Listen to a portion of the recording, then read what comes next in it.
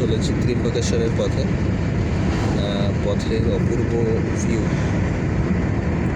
পাহাড় দেখা যাচ্ছে।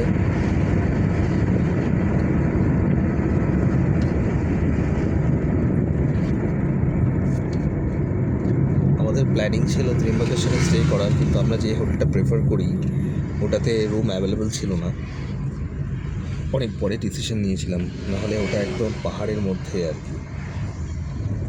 পরে কোনো সময় যদি ওই হোটেলে আসতে পারি আপনাদেরকে দেখাবো, খুব সুন্দর ভিউ হোটেলটার। তাই জন্য আমরা বাদ করে নাসিকে স্টে করবো।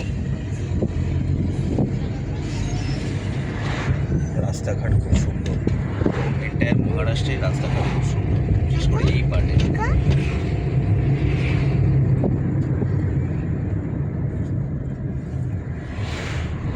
আর কিছুক্ষণের মধ্যেই আমরা পৌঁছে যাব ত্রিম্বকেশ্বর মন্দির। এখান থেকে আর 17 কিলোমিটার মতন ডিস্টেন্স শো করছে।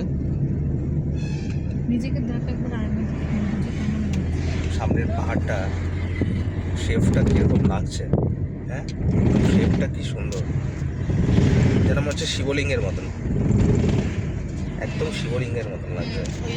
হ্যাঁ, পাহাড়ে একদম শিবলিঙ্গের মতন লাগছে। একেই বলে মাহাত্ম্য। পৌঁছে গেছি ত্রিম্বকেশ্বর মন্দির। এইটাই হচ্ছে মন্দিরের চূড়া। মন্দিরের চূড়া রেনোভেশনের কাজ চলছে, ভিতরে ভিডিও করতে পারবো না, তাই জন্য বাইরে থেকেই তুললাম। চলো এখন দেখছি ভিআইপি দর্শনের জন্য আমরা পাস পাই নাকি, পেলে ভালো, না হলে এখন আমাদের হাতে সময় আছে, আমরা এমনি লাইন দিয়ে দেখে নেবো, তাতে যা দেরি হয় হোক। যাচ্ছি বাস স্ট্যান্ডের পার্কিংয়ের দিকটায় যাচ্ছি, ওইদিকে বললো ভিআইপি পাস পাওয়া যায়। সব বাবার ইচ্ছা, যা হবে হবে। শেষে আমরা খুঁজে পেলাম ভিআইপি দর্শনের কাউন্টার কোথায়। এটা একদম পার্কিং এরিয়া যে আছে, পার্কিং এরিয়ার ঠিক ডান দিকে ভিআইপি লাইন। ভিআইপি লাইনেও টিকিট কাটতে গেলে লাইন দিয়েই কাটতে হবে, এত লাইন পড়েছে ভিআইপি লাইনে। মানে ভিআইপি লাইনেও যদি আমরা টিকিট কাটি, তাও আমাদের লাইন দিয়েই ভিআইপি লাইনে টিকিট কাটতে হবে। কার পার্কিংয়ের ঠিক পাশেই এই ভিআইপি লাইন। আমরা লাইন দিচ্ছি, দেখা যাক কী হয়। অনলাইনে আজকে চেষ্টা করেছিলাম সকালে, কিন্তু স্লট সব ফুল দেখাচ্ছিল। এখন দেখছি এখানে লাইন দিয়ে আমরা টিকিট কাটার চেষ্টা করছি।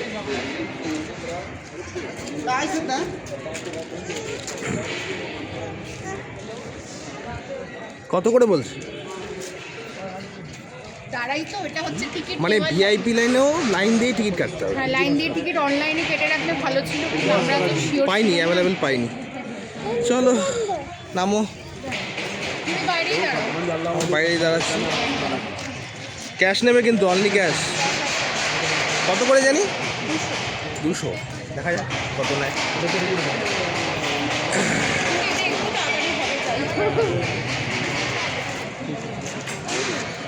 আমাদের দুর্ভাগ্য, আমরা কাউন্টারে দাঁড়ালাম, কিন্তু ভিআইপি পাস দেওয়া বন্ধ হয়ে গেছে।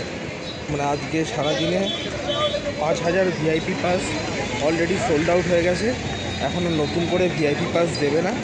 এখন নর্মাল লাইনে দাঁড়িয়ে আমাদেরকে দর্শন করতে হবে।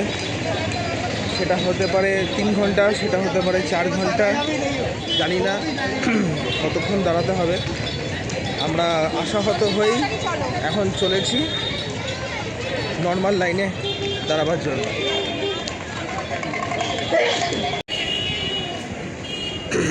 মন্দিরের চূড়া দেখা যাচ্ছে দূরে, ত্রিম্বকেশ্বর মন্দির। আমরা ভিতরে প্রবেশ করার জন্য এখন লাইনে দাঁড়াবার জন্য যাচ্ছি, জানি না অনেক লাইন হবে, দেখা যাক কী হয়। ভিআইপি পাসে লাইন না পেয়ে, ভিআইপি পাস না পেয়ে আমরা এখন লাইনে দাঁড়িয়ে আছি। প্রচুর লাইন, মোটামুটি আমরা ধরে চলছি 3 থেকে 3.5 ঘন্টা বা 4 ঘন্টা লেগে যেতে পারে আমাদের দর্শন করতে। আমরা এই ত্রিম্বকেশ্বর দর্শনে এসেছি। 4টের থেকে লাইন দিয়েছিলাম, এখন বাজে ঘড়িতে 6টা। আমরা হাফ এসছি, আমার মেয়ে গুনগুন ঘুমিয়েই পড়েছে লাইনে। সন্দীপ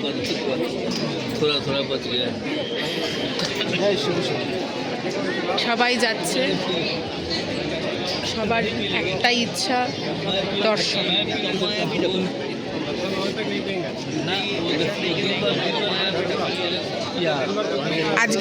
আজকের দিনের জন্য 5,000 পাস অলরেডি বিক্রি হয়ে গেছে, তাই আর পাস হবে না, ভিআইপি পাস।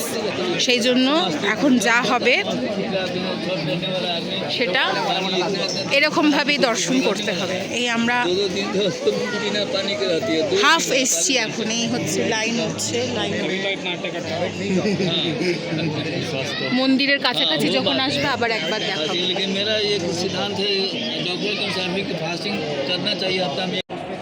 ত্রিম্বকেশ্বর মন্দির ঢুকছি, ঢুকে আবার একটা সার্কেল আসবে, ওখানে আমাদের দাঁড়াতে হবে। এই হলো ব্যাপার।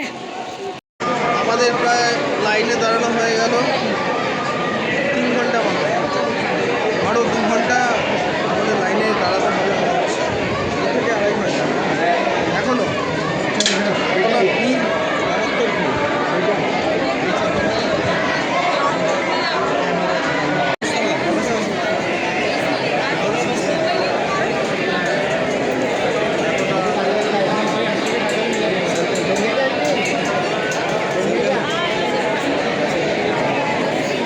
সাড়ে 3 ঘন্টার ওপর আমরা লাইন দিয়ে আছি।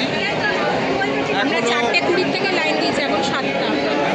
এখনও হয়তো আরও 2.5 ঘন্টা লাইন দিতে হবে, জানি না কতক্ষণ লাইন দিতে হবে। দেশটার নাম ভারতবর্ষ এবং এই পরিমাণে ডিভোটি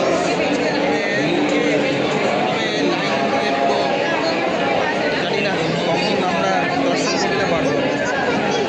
পিক আপ করছি, আমরাও তো আছি সেই ডিভোটিজের মধ্যে।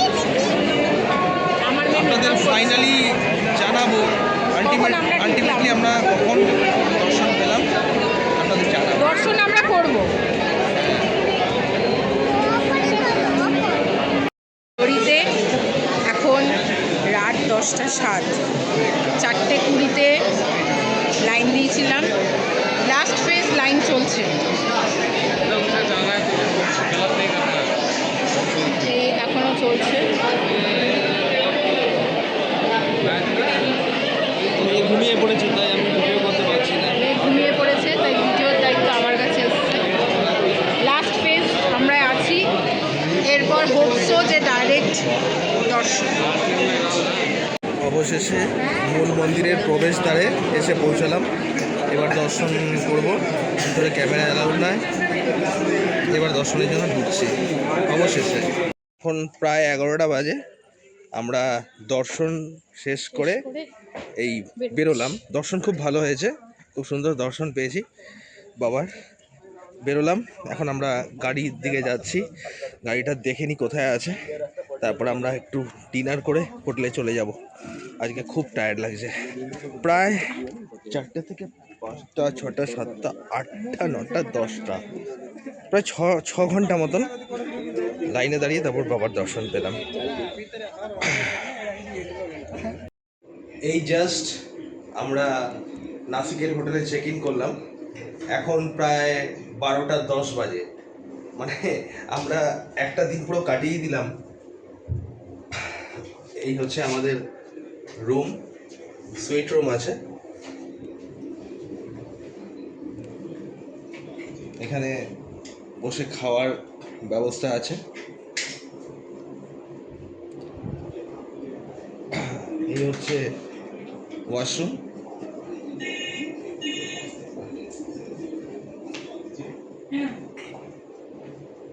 ওয়াশরুম নিট অ্যান্ড ক্লিন, সমস্ত মডার্ন ফেসিলিটিস আছে। আর এই হচ্ছে আমাদের রুম। টিভি আছে, টিভিটা অফ করলো জাস্ট।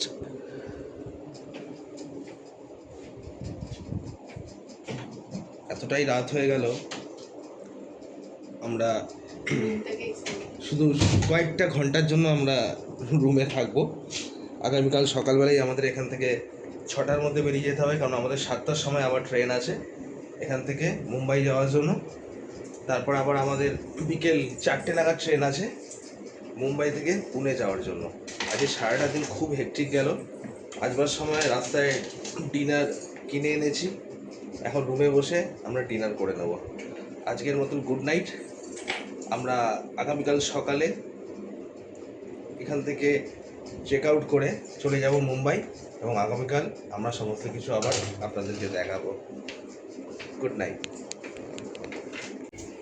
আমাদের রুমে ইলেকট্রিক কেটল, টি অ্যান্ড 2 1 লিটারের জলের বোতল দিয়ে দিয়েছে। স্লিপার্স আছে এখানে, মিরর আছে,